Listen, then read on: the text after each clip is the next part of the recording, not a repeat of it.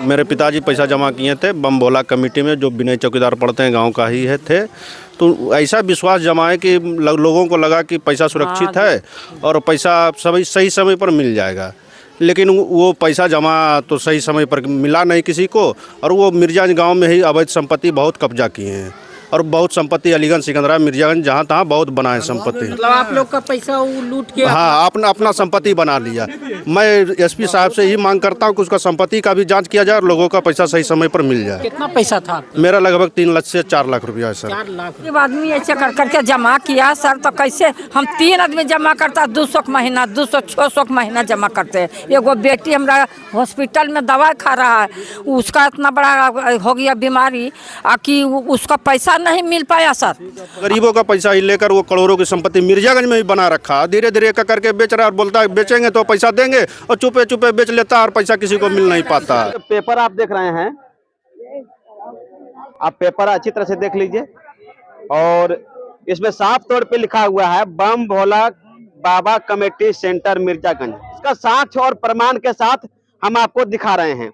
ये जो पासबुक ये दरअसल एक पासबुक के तौर पे इस्तेमाल किया गया है, और इस पासबुक में लिखा हुआ है, देखिए यहाँ पे नाम दिया गया है यहाँ पे, और यहाँ पे फोटो का कॉलम है। हालांकि फोटो नहीं चिपकाया गया है, लेकिन जैसे ही आप इस तरह के पासबुक जारी करते हैं, किसी न किसी संस्था से रजिस्ट्रेशन होना चाहिए। कॉर्पोरेट सेक्टर में काम करते हैं तो मिनिस्ट्री ऑफ कॉर्पोरेट के अंतर्गत ये रजिस्ट्रेशन होनी चाहिए, ऐसा नहीं है।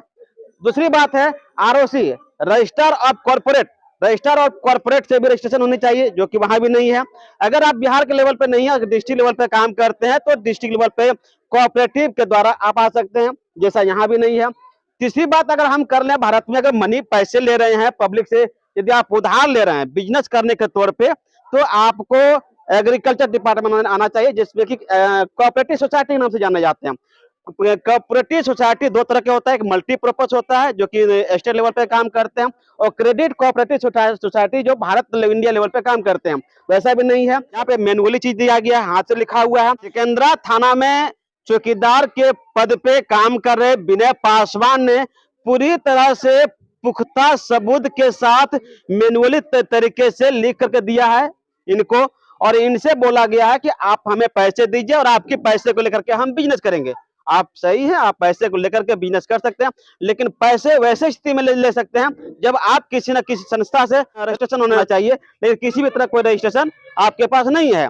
अगर आप पैसे लेते हैं तो जैसे आप गांव देहात में एक समूह बनाया जाता है, समूह में कई लोग शामिल होते हैं, 10 की संख्या में होते हैं, 12 की संख्या में, और एक ग्रुप तैयार होता है।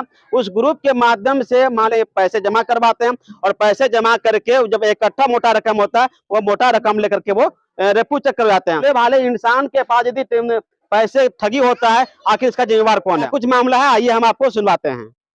500 का महीना जमा करते थे, और बोला था कि 5 साल जो हो जाएगा ना, तो आपका 60,000 रुपया देंगे। तो हम भी सोचे कि मेरा बच्ची छोटा है, ताल 5 साल में जवान हो जाएगा तो मेरा काम में वो पैसा आ जाएगा।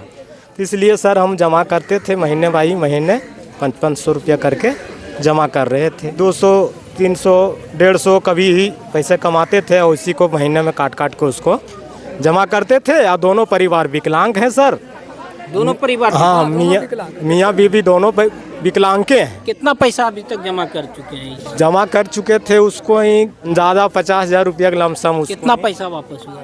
वापस एक पैसा अभी तक नहीं दिया। साल 200 रुपया का भरते थे, मैंने 5 साल लिया, और 5 साल में हमको अभी एक पैसा में ही नहीं मिला। और जब भी जाते हम लोग थाना भी चल चुके थे, थाना भी घेराए किए, थाना में बोला कि ठीक है। जब हम बोले कि तो पुलिस की हमको अंगुली दिखा के नहीं बात कीजिए। हम बोले कि सर आप क्यों ऐसा किए, गरीब आदमी कोई बात लिए किए थे कि हम लोग कुंडी कमारे करते हैं सर, और कोई काम नहीं है, खेत खंदर कुछ नहीं है सर, हम लोग खाने कमाने वाले आदमी। थाना गए थे तो थाना में क्या बोला? थाना में बोला कि सबसे बोला कि ठीक है देंगे। बोलिए तो शमशेर भी है, सब साथ ही गए थे, 15-20 आदमी। क्या बोला? थाना वाले भी नहीं लिए, वही एक ही बात बोलते। थाना भी मिले होंगे। कितना पैसा जमा है? और सर मैंने 5 साल का 200 रुपया करके जोड़ लीजिए, 2018 का पैसा 23,000 रुपया। 23,000 रुपया जमा है जी। आपका क्या नाम? रूबी खातून। कितना पैसा आपका जमा? एगो है 24,000 और एगो है 60,000। कितना पैसा दिया अभी पूरे पैसा तो मेरा 1 रुपया नहीं दिया, मेरा सौगर भी नहीं। क्या चीज के लिए ही जमा कर रहे थे? मैं बेटी जवान, मेरा बेटी है, उसको शादी ब्याह के लिए। क्या काम करते हैं? हम ये घर में काम धंधा करने जाते हैं, बाहर में बर्तन झाड़ू देते हैं। कैसे इससे संपर्क हो गया? जैसे सब जुटा ना, तू बोला नहीं कि तुम भी जुटेगा ना, तुम्हारा जवान बेटी होगा नहीं तो हम इतना पैसा देंगे, तुम बेटी की शादी करना है। मतलब भरोसे में आ गए हो? भरोसा मांगे मेरे बेटी, आप देखिए हम शादी करें, हम किस तरह से शादी करें? मेरा आदमी भी हम नाड़ मुँह से मारते। पैसा वापस कर दीजिए और क्या। हाँ, क्या चीज के लिए जमा किए थे आप? बेटी की शादी के लिए। मैं लड़की जमा करती थी, रुखसार खातून नाम है। घर में दूसरा घर में काम करती, पैसा संभाल के अपना बच्ची की शादी करने के लिए किया था। 10 मते गए, उसका दरवाजा नहीं दिया, थाना तक गए नहीं दिया, समझे? बोला थाना, घर में थाना में बोला चौकीदार है ये ना, पुलिस से बोला कि चौकीदार है ये ना, किससे मांगोगे, कौन देगा? आप फिर घर गए तो घर में बोल नहीं देंगे पैसा, जाओ। घर में गए उसके बाद? हाँ, उसका बीबी बोल नहीं देगा पैसा, नहीं देगा। हाँ, भगा दिया। कम से कम 10 मते उसका दरवाजा गए, 1 मते गए, 1 मते 50,000 रुपया दिए। कथी बोला कि बढ़ेगा तो साल भर में देंगे। उसका बाद फिर 200 रुपया खेला, वो भी गया। 8 महीना कमोटी खेले, वो भी गया। इतना पैसा कोई 1 रुपया हमको नहीं दिया। बार शिकार होंगे।